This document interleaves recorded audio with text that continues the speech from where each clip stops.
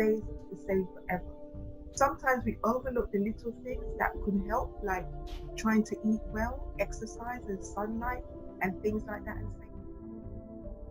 Yeah, what I would say, if you're going through a situation right now, want you to realize, like what my mum said, nothing stays the same forever. Change will come, and I think it was Joyce Meyer, a preacher. I think she said everything is subject to change except God. So in every situation, just know that anything and everything can change, but God will remain the same. He never changes, he remains the same with all that we go through, and he can intervene and bring changes. So just know, that you will come through it, and just have a glimmer of hope. Your family around you, hopefully, and maybe a good friend or two around. Just find someone you can talk to, find someone that you can share your burdens with, because a lot of times when you can't talk, it becomes too much. That's what leads to it becoming worse, because you're trying to manage all of that by yourself. So you need someone you can talk to, you need someone that you can confide in and share what you're going through, and they can support and encourage you, and and help you to access help if you need to.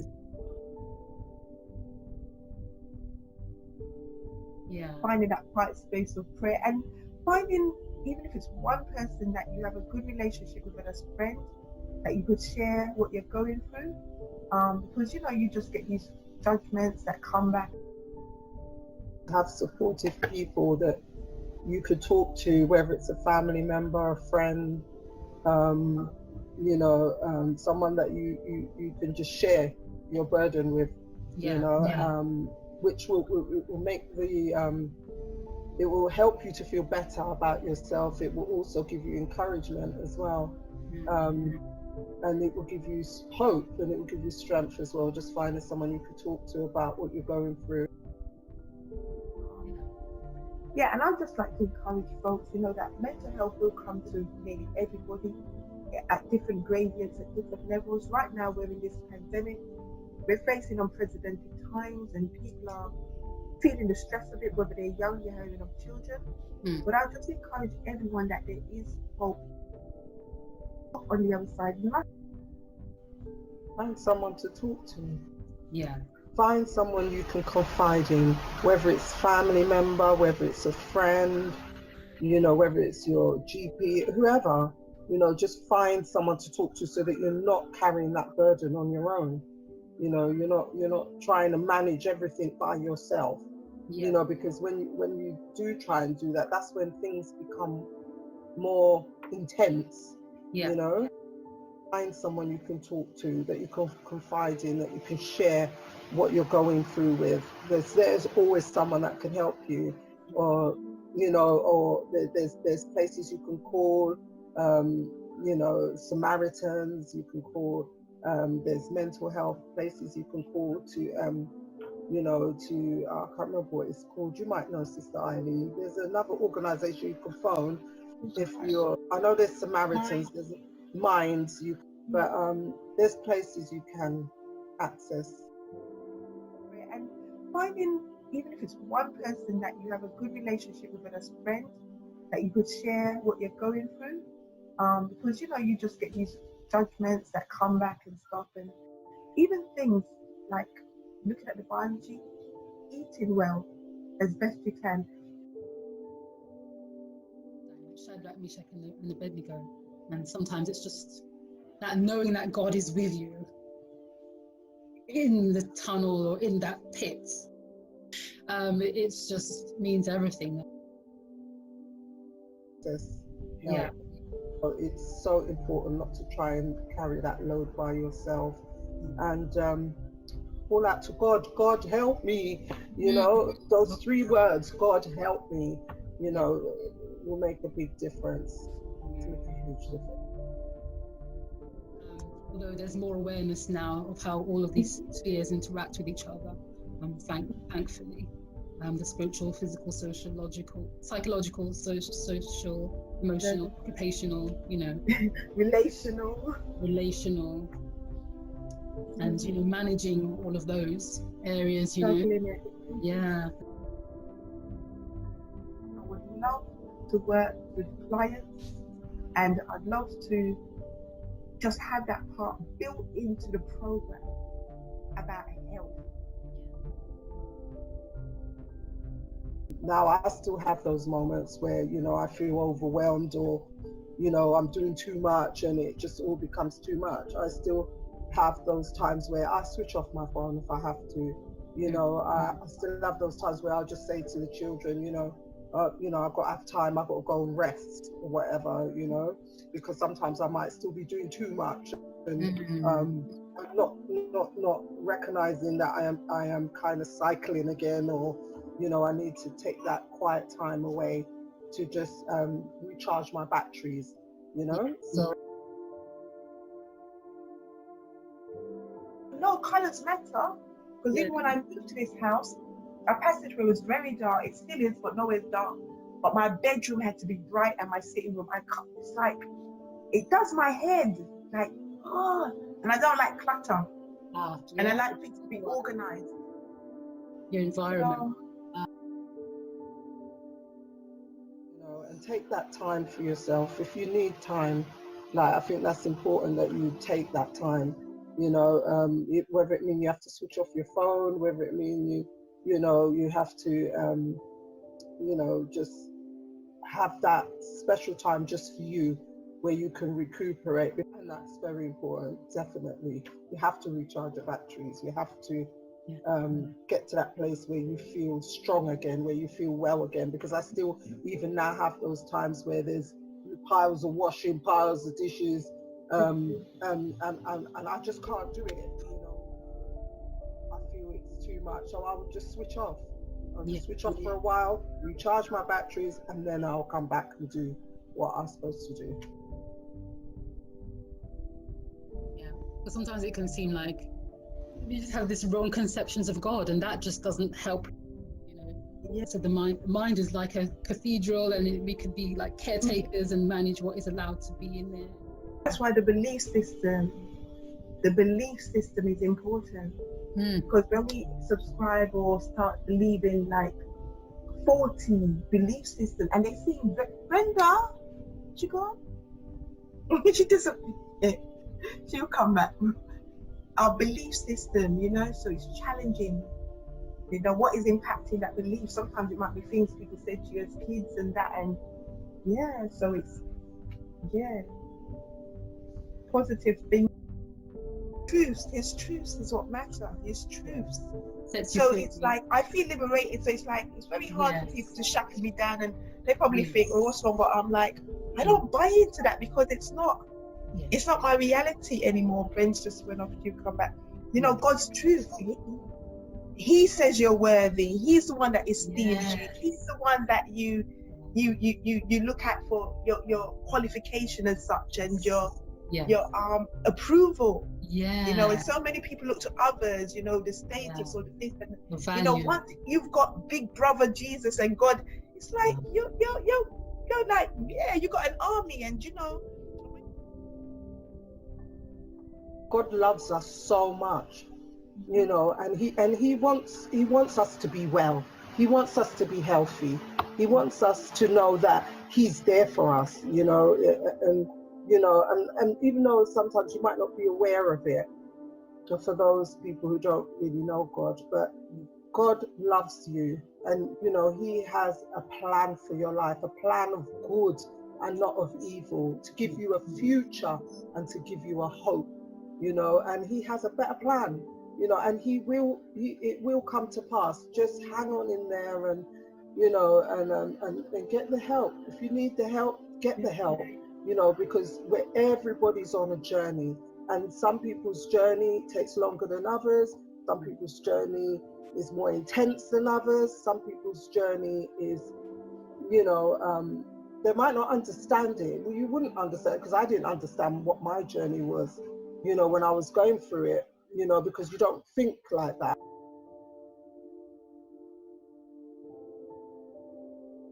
No matter how simple it seems, or you think, that self-belief with what you want to do and trusting, and a few good friends, or even if it's one, yeah, mighty things can be done. And I echo what Brenda said.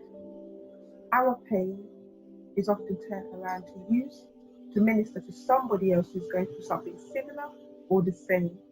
You know, there's a scripture that says, whereas when you yourself have been afflicted, then you can go ahead and encourage others. Nobody really knows until they've walked that journey. And like, unless you've been in my moccasins or I've been in yours, we don't really know. But we all can share what we've learned and help each other along the way. And this is a message for everyone.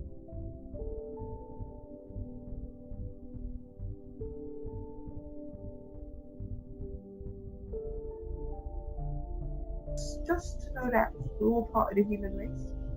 We're all in this together. We're either contributing to somebody's healing or we're taken away from being part of that contribution. And mental health is no respecter of people, no respecter of color, no respect of size, no respect of status. It's out there for everyone, and just to know that everyone can contribute to people's mental health being better, or better still, looking at prevention and putting those things in place. And yeah, remembering we're physical, mental, and spiritual, and all three areas need to be taken care of equally. We're all around people who are going through emotional and mental health challenges in the community all the time. Yes. All the time. So just try and educate yourself as to what you can do, what these situations are, the causes, who is affected, and anyone can be affected. It kind of tells on people how the rest of us who are not going through such an intense episode, how you react also says something about you, really. How we treat people who are at their most vulnerable. You know, it just starts with us being aware, I think, that we're all part of, I don't know, humanity. We're all part of, you know, we're all people, we're part of the human race. And no one ever chooses, just like if someone smokes a cigarette, no one chooses to get addicted. No one chooses mental ill health, and we don't know what it might happen. Just to whatever you could do, no matter how small. Yes. And you know, even if you feel prompted to do it, just do it, and do it. Try and do it with the motive of wanting to do it, with love in the heart, because you know, someone, if you were out on the street and you were begging for money, you know those who are giving you and they really want you to get down, those who are tossing it at you, sort of thing. It doesn't have. For those that are on the caring side, love your loved one. No, it's not really them. You know, the real them is hidden inside, and you just need to keep on working and try and tease that out, and keep praying if you're a praying person, and just be surrounded by good people. I think people need to know the different forms of mental illness and the different forms that it takes as well, and what to look out for as well, so that they're more aware of, you know, what that looks like, and what sort of things you may experience in terms of your mental health, and where to access help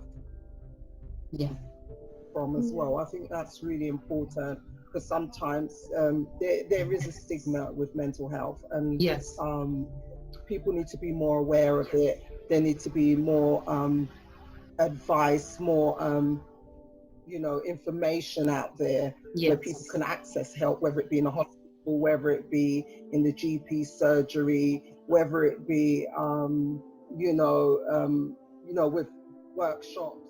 I just can't, innit? That Darren knows when I'm like, you know, and I have a couple of health conditions, and sometimes I'm just flawed. I can't do anything.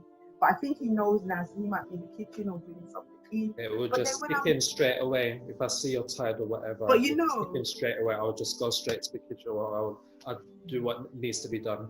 Because I could see straight away you're not. But he might be like that for 2 days, and then the third day I'm up, and it's like, no, darling, I'm doing it, and then I'm back to me, innit? That it's just strange. Yeah. He's brilliant, isn't he? He is fantastic. He's right. She's blessed to have a son like He's that. all right. It's not a problem because we've experienced it. It's not a problem. We just know what to do. Yeah. We just know what to do. And you have I tell you, you don't always have nice words. You understand? You know, you have to be able to get outside for your own peace of mind, do things that you enjoy and that are right, you know, to keep your own sanity as well. You know, whatever you enjoy doing and associating with good friends, having someone you can open up to, a family member or a best friend, you need to have your outlet as well, you know? So I think all of that helps to keep you in balance from the carer side of things. I was in it, my last 8 years was 2006 to 2015, you know, and I went for a horrible dark place. But I had a friend, Frank, and he wrote to me all the time, and I never answered once. And when I've come out of it, I'm saying, look, Frank, you kept writing me. You sent me cards for our birthday, Christmas, Easter. You remember Daryl's and what? And I said, but why do you keep writing me? You never got anything.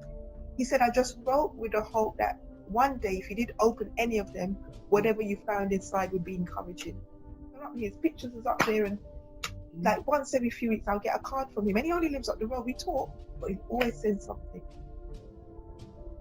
You know, there's another card up there, and he writes as well. He drew a beautiful picture. I was going to show you it. He drew this beautiful picture that I got here one week.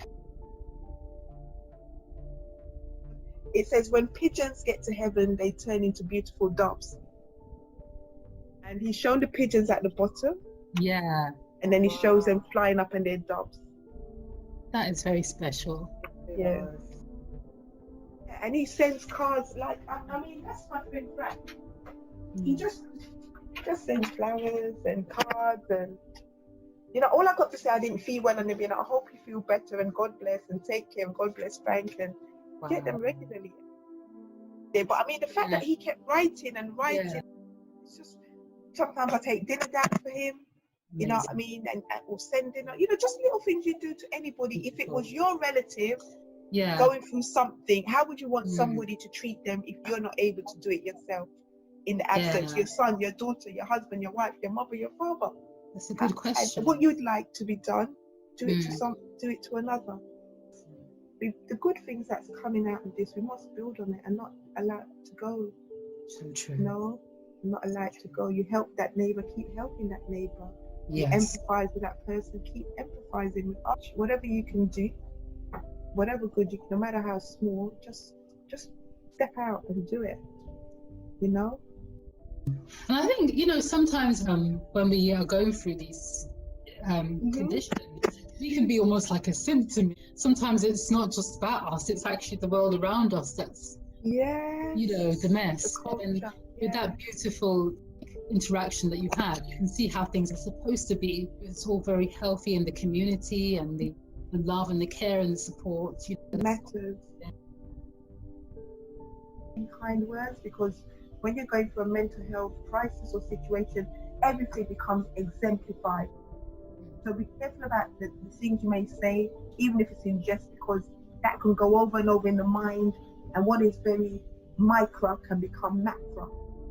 And almost like what we would have seen in this pandemic, neighbours being a bit more friendlier and helping and smiling. Yeah. That should be built on. And just like you saw someone with a broken leg, and they were trying to, you know, get from here A to B or whatever, you're going to help them with their leg. Help us with ours too.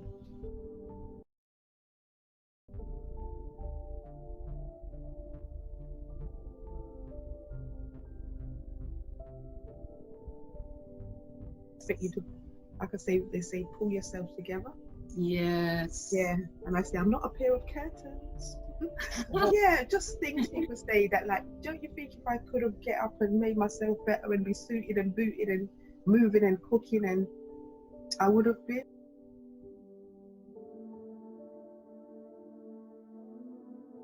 Just be patient, you know, be patient with the person as well, because I think it's difficult for family and friends that are not aware of mental health, because they don't understand. They just think, oh, you know, you're just being off, or just being rude or whatever.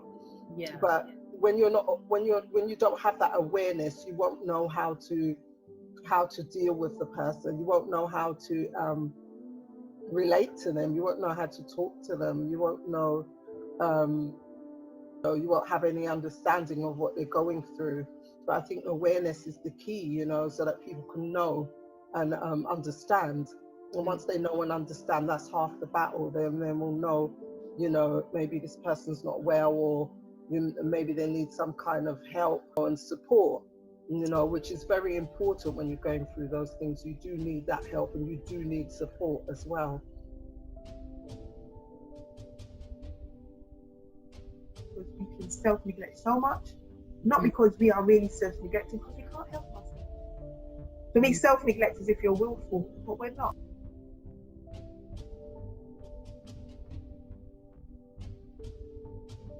One of the things of the culture of the ward, when I went in there, I just couldn't understand, why do all the patients just run behind the medicine trolley? Why do all the patients just queue up for their dinner? And I was sat there thinking, why did they do that? And I'm thinking, they're not well. Because they go, you got my medicine, I'm thinking, why are they doing that? After about a month, I was doing the same thing.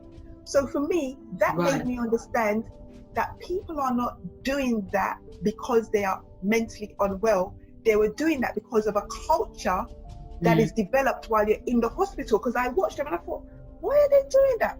What? And then I was doing the same thing. Got my medicine, what we gonna eat? And I will always remember that.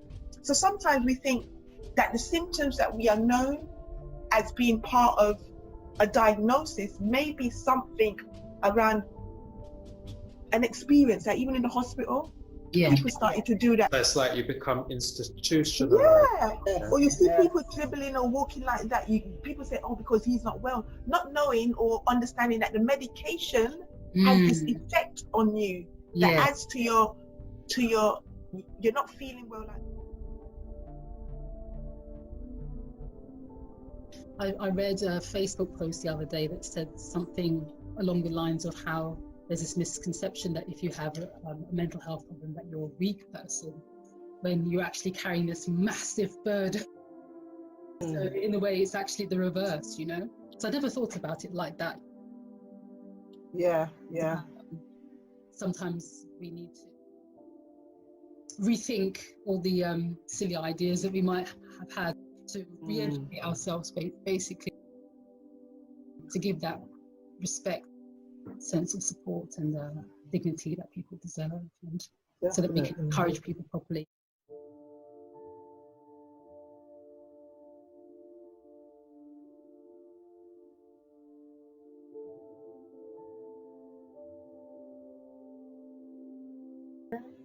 I'm just glad to share it, and we always I'm very happy to share and give people hope that let them know that there is hope out there, and that God is love and He loves them.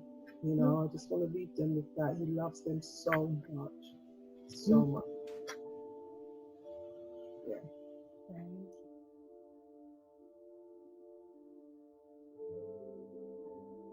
Know the greatness within.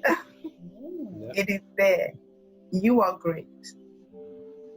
God didn't make anybody not for greatness. Everyone was created for greatness. Every person.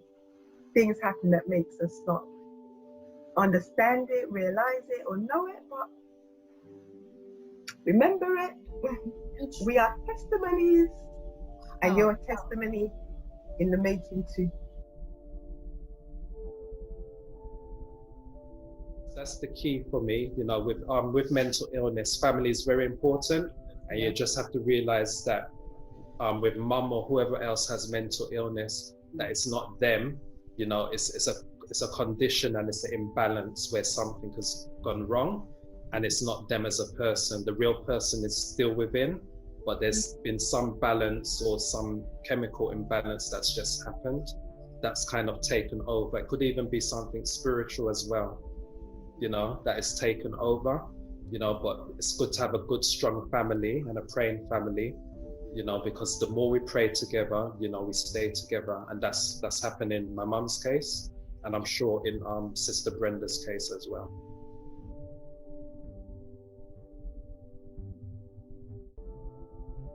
You know, there's a wealth of experience of people doing good things, overcoming. You can help to impart their learning, their encouragement, and their hope like they have and have had for others who themselves are going through similar things. Yeah, we're here to impart change. We're here to impart, love. And just to let everybody know that mental health ill mental health doesn't have to be the end of someone's journey or their purpose in life. Not at all. It could be the beginning of something very beautiful. And just remember as well that it can happen to anybody, you know. You could be a rich person, you could be a celebrity, so much celebrities, the royal family, Prince Harry, you know, Albert Einstein, Winston Churchill, all these people that were celebrities, prime ministers, they've all suffered mental illness, you know, and many people that have suffered mental illness, they go on to do great things and become great people. So we can't judge, you know, it can happen to anybody, you today, me tomorrow. And you're no less of a person because you're going through a mental health crisis or a period of anxiety or stress. You're no less of a person. You are loved and you are cared about, and you have a hope, you know that God is with you and he will never leave you or forsake you, never. No matter what you're going through, he's right there and he will carry you through it. And your life can be turned around like mine has been, from pain to purpose. And that echoes what Sister Brenda said. God has a beautiful plan, beautiful purpose for every single person. Sometimes life get in the way, we get in the way, circumstances, different things. But it doesn't mean that plan has changed. It's still there waiting for us to walk into and to embrace. And you may embrace that plan, not like people will see or know expect, because we have a God who is a God of the unexpected, and he can take our very ordinary selves and make us do very extraordinary things. Find someone to talk to, you know, even if it's just that one person, you know, and there is help and there is hope. And I just wanted to leave you with that encouragement. You kind of read and informed and educated yourselves. You did some writing. Some kinds of people held space for you. So they didn't judge you, but they listened without actually demanding anything from you. When they treated you like you were just the same, they treated you as though you were normal, which you were. Just accepted where you were and just let you be who you were at that moment in time, maintaining your dignity, which I think is a skill that we could all learn coming out of lockdown and just wanting to be. We need to focus on being a safe space. There's been so much that's been happening.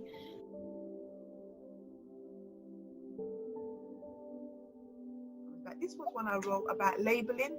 Yes. And when your power feels to be taken away and you don't have to laugh because they're going to say you're hyper, or if you're too quiet, you're sad. And I call it label me not. Yeah. I have the right to laugh. I have the right to cry. I have the right to wave you my last bye-bye. I have the right to talk and I have the right to shut up. I have the right to say come in and you have the right to knock. I have the right to dance, be happy and laugh. Do you have the right then to make me wear a mask? I have the right to be happy. I have the right to be sad. Do you then have the right to turn around and call me mad? This is a good time for change. That's funny. Now time. This was when I went for the system and like the ill treatment we had and you know the injustices, and I was just reflecting and just talking about it's now time to change the wrong to right. It's now time to open your eyes and receive your sight. Time to recognize that you've done wrong and caused many of us to sing longer a lullaby song.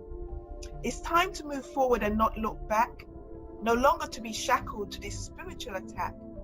Time to admit that we've all made mistakes. Time to administer love.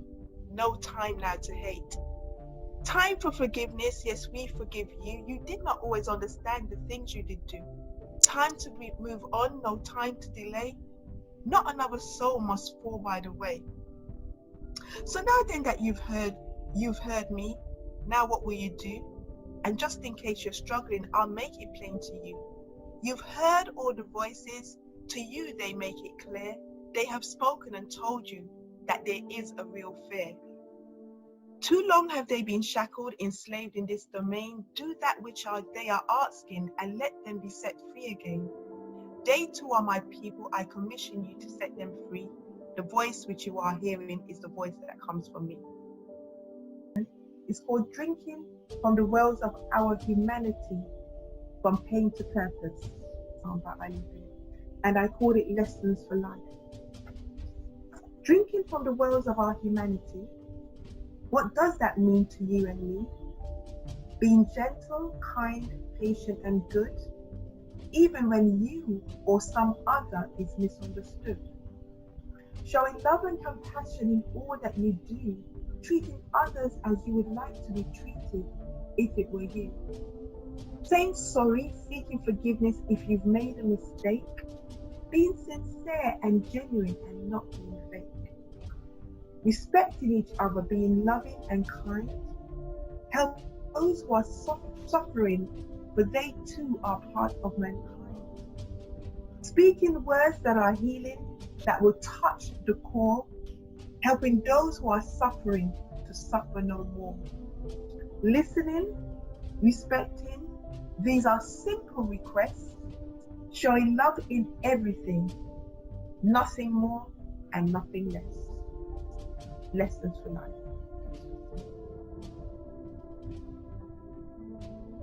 Whatever you can do to bring that impact. If you know you've got a neighbour who you're used to seeing and you may know that they have mental health situations, a kind word, a basket of fruit, offering something, a note in the door. They may not respond.